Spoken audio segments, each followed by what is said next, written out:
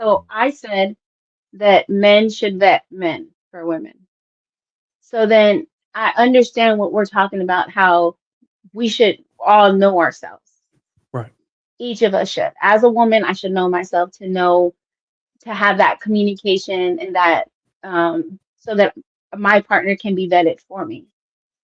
But it sounds like what you're saying is that a lot of men are walking around, one, not vetting for women, and two, not really knowing themselves on how to vet for a woman. No, no. What I'm saying is we are vetting, and I'm saying we're vetting. We've mastered vetting so much that creators have created courses on it, and what that did with what we didn't compensate for is there's a other side to this that wants to see you fail. So what they do is they go and purchase those courses, undercover feminists and other people that want to see you fail, and they figure out a workaround how to manipulate that. And I'm like, you know what?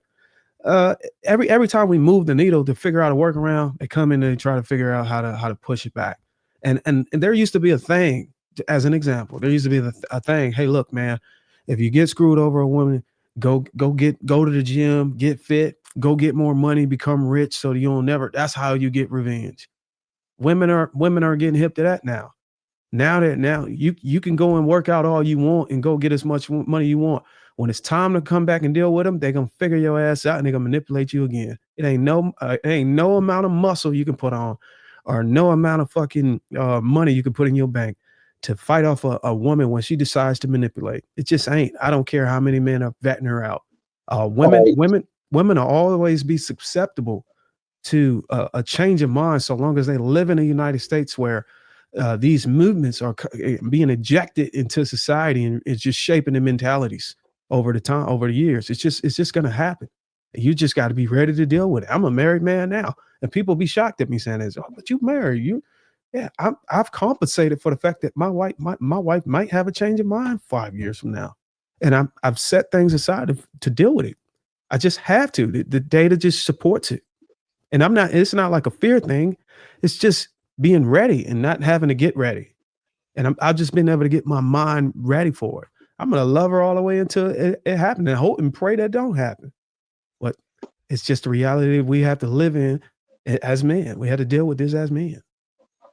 So Yeah. So then are one of the women, things that oh, oh, sorry, Mama G. no, no, you're good. Um, so the solution is always the same, and people just don't like the solution. The solution is always going to be God. I saw this video online, and it was this woman, and she was talking about how she has AIDS, and what she likes to do, or she likes to go out and meet random men and have sex with them. And while they're having sex with her, if they use a condom, she tries to get them to not use a condom. And then while they're having sex with them, she'll reach back and try to take the condom off and see if they'll keep doing it because she wants to infect them. And her favorite men to try to get to do this are married men because she wants them to go home and infect their wives. Now, this all sounds absolutely horrible. And this woman is obviously a demon, right? But I'm covered by the blood, baby. I don't have sex with strangers because it's fun and it feels good. I don't move like that at all. I never would ever again in my life. And so the solution to a lot of the stuff we deal with, the protection, the covering, is being submitted to God. And a lot of people don't like that because they want to do what they want to do and they want to try to come up with the right way to do the wrong thing. They want to have the right way to do the wrong thing so that they can have what they want and still have covering and still have protection, but still be out here bearing their bone in everybody's backyard. And I'm sorry, homie, there just is no way for that. So what does God tell you to do when it comes to vetting people? He tells you to look for the fruits of the spirit. He said you judge them by their fruit. And then he tells you to look for the fruits of the spirit. Man, if you are willing to deal with a woman that isn't actively seeking a relationship with God, then you set yourself up for failure, homie. Period. Because you can sit up and argue with women every day of your life and make points about why they should submit and what men do and what we've done in the past and how we built society and how we protect and provide and stuff. Let me tell you something. If a woman, the purpose of male headship, in marriage is to lead a woman to God, because the woman that God is going to give you back is better than any woman you can argue her into being. If you read what God puts on a woman, if you read about the Proverbs 31, if you read Ephesians, if you read Colossians, if you read Corinthians, if you read Titus, and you understand what God is telling a woman to be for a man, and she has a heart for God, then she's going to try to do all of the stuff God is asking her to do. And that's going to be better than whatever you can argue for. So if you want to know the best way to try to find yourself somebody you can make it with, get yourself a woman that wants a meaningful relationship with God and is seeking that. But to be And if honest, you don't want go ahead, that, Najee. bro, Go ahead, we gotta Najee, get my bad. Najee in. you screwed if you don't want that, because the rest of these women out here is giving it away for free, or they selling it. They deleting their own kids. They running around with side niggas. They doing all Church types women are of doing wild it stuff. too. Sure they are. Absolutely they are. So you do what's going to give you the highest probability of success. And it's not dealing with some woman that justifies it. It's dealing with some woman that's trying to sanctify and fortify herself against it. And at least you decrease your probability. But you're right. Ain't none of y'all niggas safe. So good point. Thank you for reminding us. Yep. I think you kind of validated BJ's point earlier about the friendship and being able to look for the certain characteristics based on what the Bible preaches, because you have to be able to, one, connect to a woman outside of just the sexual aspect. And I think a lot of times when people take friendship, or a male and a female being friends, it's about, oh, are they going to have sex, instead of taking the time to vet, quote unquote, this woman by seeing if she's living up to the characteristics that you're looking for. I think a lot of times when it comes to vetting, people mess up because they have a preconceived idea of what they want based on never actually experiencing it before. So it's like, oh, my ex, she never communicated. Now I want the next person now I'm with to communicate. But then if the woman communicates, you don't know how to communicate back because you never was in that position to learn how to do that. So I think a lot of times when it comes to vetting, most people don't know how to vet because they have an idea of how they want the person to come into this position or the role that they want this person to play without allowing them to be who they are. Then you learn them by connecting with them outside of looking for an end goal or looking for this person to perform to be a certain way, and it'll work. I think most of the time people are so gun-ho on the idea of, I want this person to be a specific way because I have this vision in my mind of how I want my future to be, or how I want my future wife or my future husband to be. And anything that comes beneath that is not going to work. And it's like, once you start to understand, if you actually take a step back and actually start to connect with people, Well, and you learn just ran right back into problem, and just it indirectly supported the wisdom.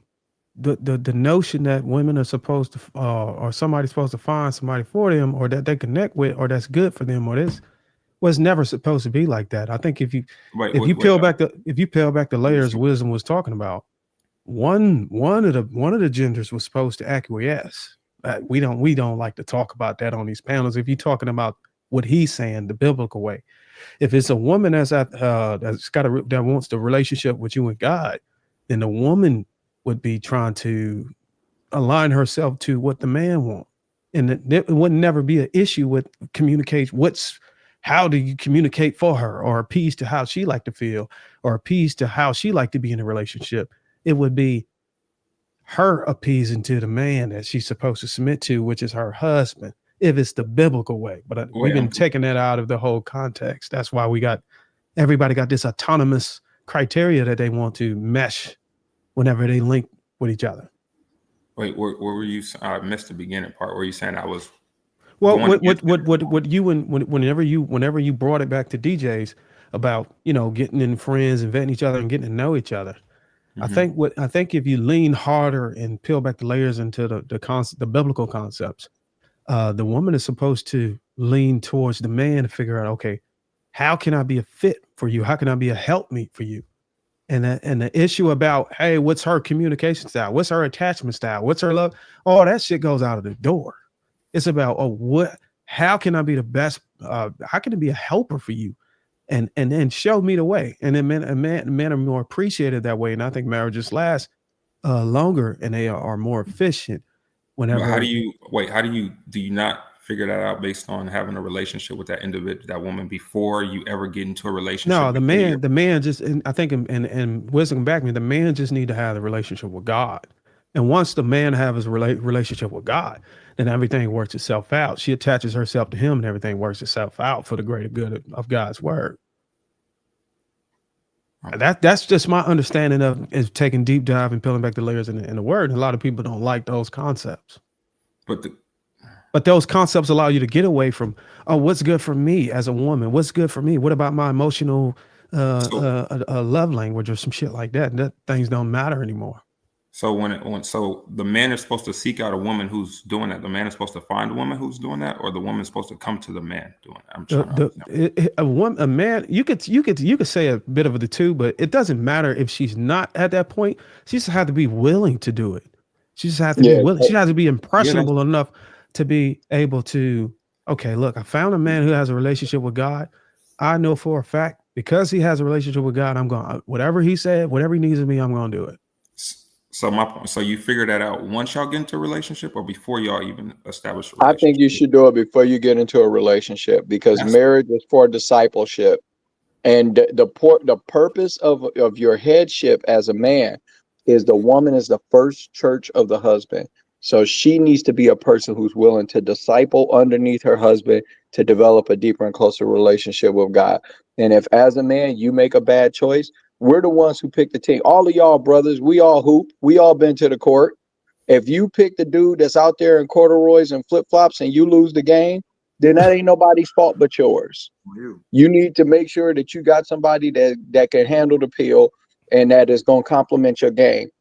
So you got to pick a woman who has a mind for discipleship. And that's why you got to stop dealing with these women who are godless, or they cold on God, or they cold on their relationship. And if you a dude and you not somebody where you seeking the Lord, then man, I ain't got no advice for you, homie. You out here trying to figure out how to do the wrong thing, the right thing, the wrong way. And I'm sorry to tell you, that dog don't hunt. So I think it's all going to what I was saying. But